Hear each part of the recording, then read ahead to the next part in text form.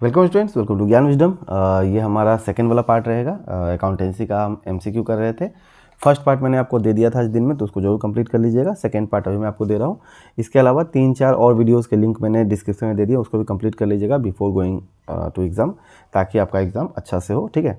And most of the question आपका common ही गिरेगा, वहीं से गिरेगा। मैंने एक सीरीज़ कराया हुआ है, 70 क्वेश्चन का एक है, 70 या 80 क्वेश्चन का मैंने एक सीरीज़ कराया है। तो उस वाले क्लास को आप अच्छे से कंप्लीट कर लीजिएगा। जो मैंने लाइव सेशन लिया था लास्ट ईयर, वहाँ से बहुत सारे क्वेश्चंस कॉमन आते हैं। लास्ट ईयर ऑलमोस्ट 20+ क्वेश्चंस वहाँ से कॉमन आए थे। ठीक है, ओके। सो चलिए स्टार्ट करते हैं। इसके अलावा ज्ञान विजडम ऐप पे आपके लिए बहुत सारा पेपर्स वगैरह दिया गया, तो आप चेक कर सकते हो। ठीक है, PYQs वगैरह वहाँ पे दिए गए हैं। ओके, सो चलिए स्टार्ट करते हैं। फर्स्ट पार्ट हमने कर लिया था, सेकेंड पार्ट से हमें स्टार्ट करना है 21 नंबर क्वेश्चन से। सो क्वेश्चन है अपने पास में, कैपिटल इंक्रीज विल बी। और ये क्यों इंपॉर्टेंट है आपके लिए ये सब वीडियोस, क्योंकि जब आप इसको देखोगे समझोगे तो आपके एग्जाम में जो क्वेश्चन आएगा इसके आसपास का आएगा, तो आराम से आप लगा पाओगे। ठीक है, कैपिटल इंक्रीज विल बी क्या होगा? कैपिटल अगर बढ़ता है ना, तो हमने पढ़ा हुआ है कि एसेट्स और एक्सपेंस बढ़ने से क्या होता है? डेबिटेड, घटने से क्या होता है? क्रेडिटेड। ठीक है, ये हमने पढ़ा हुआ है। इसी का उल्टा क्या होता है? कैपिटल, रेवेन्यू और लाइबिलिटी का होता है ना। ये बढ़ेगा तो क्या होगा? क्रेडिटेड, और घटेगा तो क्या होगा? डेबिटेड। तो अब देखो, कैपिटल इंक्रीज हो रहा है, कैपिटल बढ़ रहा है, तो क्या होगा? क्रेडिटेड। ठीक है, so option number B is correct. Okay, अब purchase of machinery for cash should be debited to.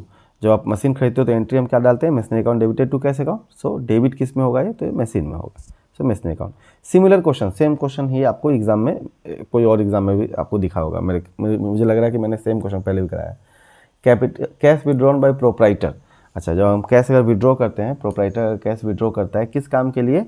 अभी बताया नहीं है। कैश विड्रॉन बाय प्रोप्राइटर नहीं बताया, मतलब पर्सनल यूज़ के लिए किया होगा। ठीक है ना। सो बेसिकली एंट्री क्या होता है इसका? Drawings account debited to cash account ना।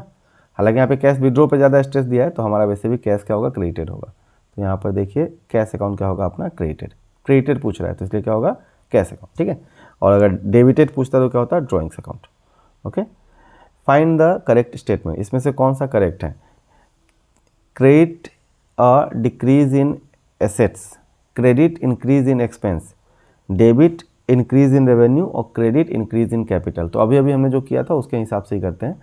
एसेट्स और एक्सपेंस क्या होगा? बढ़ने से डेबिटेड, घटने से क्रेडिटेड ना। डेबिटेड और घटने से क्रेडिटेड। ओके, सो देखिए, एसेट्स डिक्रीज हो रहा है, डिक्रीज हो रहा है तो क्या होना चाहिए? क्रेडिटेड। यहाँ पर क्या है? क्रेडिट। इसमें बोला है इसमें से कौन सा करेक्ट है? Find the correct. ठीक है, हमें पूछा गया है कौन सा करेक्ट है। एसेट डिक्रीज होने से क्रेडिट होता है, क्रेडिट और डिक्रीज इन एसेट्स। हाँ, एसेट्स डिक्रीज होने से करेक्ट तो हो रहा है, तो ये तो सही लग रहा है। उसके बाद बोला है इंक्रीज एक्सपेंस क्रेडिट, नहीं ये तो गलत है। अगर एक्सपेंस बढ़ेगा तो क्या होगा? डेबिटेड होगा। उसके बाद बोला है डेबिट इंक्रीज इन रेवेन्यू। अगर रेवेन्यू ना, कैपिटल, रेवेन्यू और लाइबिलिटी, ये अगर बढ़ता है तो क्या होता है? क्रेडिटेड होता है। सो ये डेबिट नहीं होगा, मतलब ये वाला भी क्या गलत है? Credit increase in capital. अगर कैपिटल इंक्रीज होगा तो क्रेडिट होगा, तो ये भी मेरा करेक्ट है। अब इसमें दो जगह पे करेक्ट हो गया। डिक्रीज इन एसेट्स क्रेडिटेड होता है, ये भी करेक्ट है, मतलब ऑप्शन नंबर ए भी करेक्ट है, ऑप्शन नंबर डी भी करेक्ट है।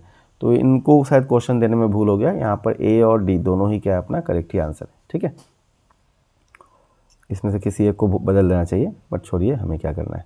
The book is the book in which all accounts are maintain. अच्छा, ऐसा बुक जिसमें आप सारे अकाउंट को मेंटेन करते हो उसको हम क्या बोलते हैं? जिसको हम बोलते हैं लेजर ना। लेजर को हम लोग किंग ऑफ ऑल एंट्रीज या कुछ ऐसा बोलते हैं, किंग बोल के बोलते हैं। ठीक है ना।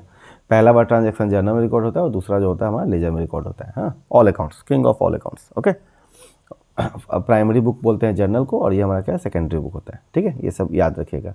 कैश बुक में सिर्फ हम लोग कैश ट्रांजैक्शन रिकॉर्ड करते हैं, और परचेज बुक में only credit purchase of goods. ठीक है, only credit purchase of goods यहाँ पर रिकॉर्ड होता है।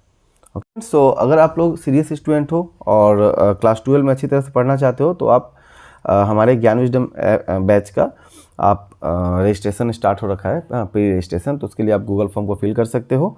ठीक है, इसी वीडियो के नीचे आपको डिस्क्रिप्शन में मिल जाएगा लिंक। यहाँ पर आपको इंग्लिश का, बिजनेस स्टडीज़ का, अकाउंटेंसी का, ओके, इकोनॉमिक्स का, फाइनेंस, ऑल्टरनेटिव इंग्लिश, इन सभी सब्जेक्ट्स का आपको प्रॉपर वीडियो कोर्स मिलेगा, जो कम से कम प्राइस में आपके लिए रहेगा। ठीक है, अगर आप अभी फॉर्म फिलअप करते हो तो आपको एक्स्ट्रा करके अलग से डिस्काउंट भी दिया जाएगा। ओके, इसके अलावा हमारा व्हाट्सएप ग्रुप है, उसको भी आप ज्वाइन कर लीजिए ताकि आपको हेल्प मिलते रहे। ठीक है, चलिए क्लास को कंटिन्यू करते हैं।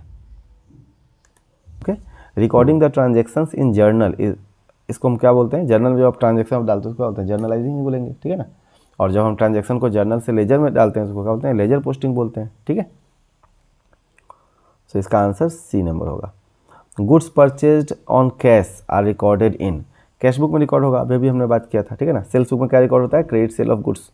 परचेज रिटर्न बुक में क्या होता है, जो परचेज रिटर्न वाला ट्रांजेक्शन होते हैं वो सब यहाँ पर आते हैं। Cash book does not record transactions of cash nature, credit nature, cash and credit, none of this, ठीक है। तो यहाँ पे बोल रहा है कि कैश बुक जो है क्या रिकॉर्ड नहीं करता है, तो देखो कैश बुक है, नाम ही कैश बुक है, तो सिर्फ कैश ट्रांजेक्शन ही रिकॉर्ड करेगा, तो क्रेडिट ट्रांजेक्शन रिकॉर्ड नहीं करेगा, ठीक है। Credit balance of bank account is in cash book source, हाँ, कैश बुक में क्रेडिट बैलेंस इसका मतलब क्या होता है, ओवरड्राफ्ट, क्या होता है, ओवरड्राफ्ट, ठीक है। अगर कैश डिपॉजिटेड आपके बैंक में है तो इसको हम लोग डेबिट बैलेंस शो करेगा। कैश विड्रॉ होगा तो वहाँ पे भी क्या होगा, क्रेडिट साइड में रिकॉर्ड होगा वो, ठीक है। तो इसका आंसर तो यही होगा। If a transaction effect both sides, अगर मान लो कोई ट्रांजेक्शन जो कि बोथ साइड अगर होता है तो इसका मीनिंग क्या होता है, कॉन्ट्रा एंट्री, क्या बोलते हैं इसको, कॉन्ट्रा। तो यहाँ पर देख लो ऑप्शन नंबर ए दिया हुआ है, कॉन्ट्रा एंट्री, ठीक है। कॉन्ट्रा का मीनिंग क्या होता है, Contra means opposite, Contra means opposite मतलब जो दोनों साइड में रिकॉर्ड होता है, ठीक है। जैसे कि cash withdrawn from bank for office use, okay, या कैश डिपॉजिटेड इनटू बैंक, तो ये दोनों ही साइड में रिकॉर्ड होगा। नाउ ट्रायल बैलेंसेस क्या है, अकाउंट है, स्टेटमेंट है, सब्सिडरी बुक है, प्रिंसिपल बुक है, तो it is a statement, okay. Same question half yearly में भी आप लोग का आया था। Which of the following is not error of principle, इसमें से कौन सा एरर ऑफ प्रिंसिपल नहीं है, ठीक है। सो ऑप्शन है परचेज ऑफ फर्नीचर। देखिए एरर ऑफ प्रिंसिपल क्या होता है, जब आप फर्नीचर, देखो यहाँ पे एग्जांपल समझो, purchase of furniture debited to purchase account, अभी ये एकदम एरर ऑफ प्रिंसिपल है क्योंकि आपने एसेट को एक्सपेंस मान लिया है, ठीक है। बोला है repairing of overhauling of second machinery debited to repairs account, again आपने एसेट पे खर्च किया और एक्सपेंस में रिकॉर्ड कर लिया, ठीक है। सोल्ड ओल्ड कार एसेट है, ठीक है ना, जिसको रेवेन्यू मान लिया, तो जब भी आप एसेट को रेवेन्यू, रेवेन्यू को एसेट ऐसा कुछ मान लोगे तो उस केस में क्या होगा, ये एरर ऑफ प्रिंसिपल हो जाता है।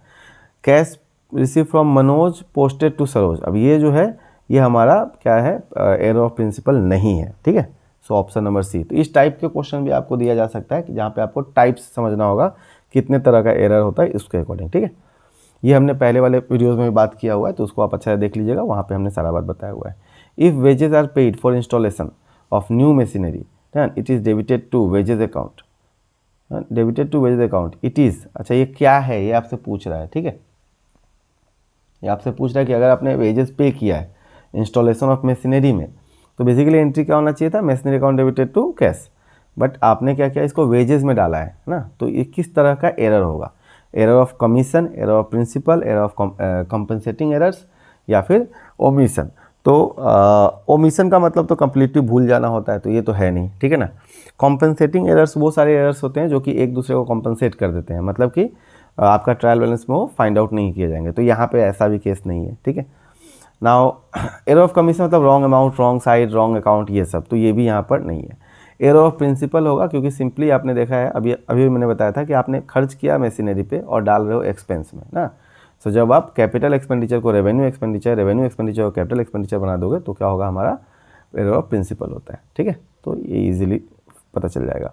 Trial balance is the proof of, क्या होता है, अरिथमेटिकल एक्यूरेसी, ठीक है। क्या होता है, अरिथमेटिकल एक्यूरेसी, तो डेफिनेशन में ही है इसका, तो आराम से आप बता पाओगे। सस्पेंस अकाउंट क्या होता है, सस्पेंस अकाउंट जब ट्रायल बैलेंस मैच नहीं होते रहता है तो हम क्या करते हैं, एक सस्पेंस अकाउंट में उस फिगर को डाल देते हैं, ठीक है। तो सस्पेंस अकाउंट इज प्रिपेयर्ड, हाँ, सस्पेंस अकाउंट कब बनाया जाता है, बोला है difference as per trial balance, difference as per ledger, difference as per journal, differences as per purchase book and sales book.